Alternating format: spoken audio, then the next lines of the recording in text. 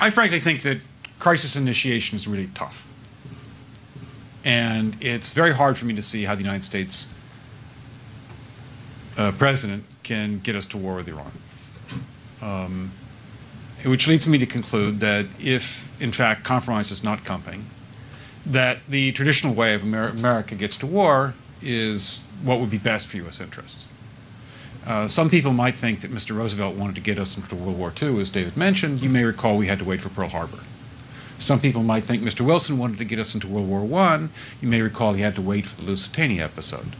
Some people might think that Mr. Johnson wanted to send troops to Vietnam. You may recall he had to wait for the Gulf of Tonkin episode.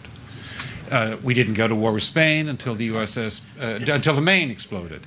And may I point out that Mr. Lincoln did not feel he could call out the Federal Army until Fort Sumter was attacked, which is why he ordered the commander at Fort Sumter to do exactly that thing which the South Carolinians had said would cause an attack.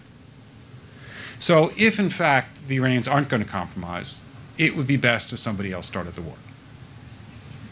One can combine other means of pressure with sanctions.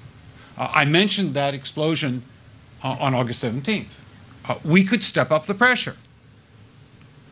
I mean, look, people, Iranian submarines periodically go down. Someday one of them might not come up. Who would know why?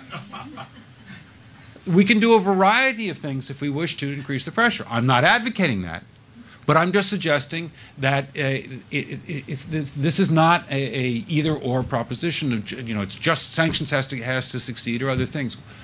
We are in the game of using covert means against the Iranians.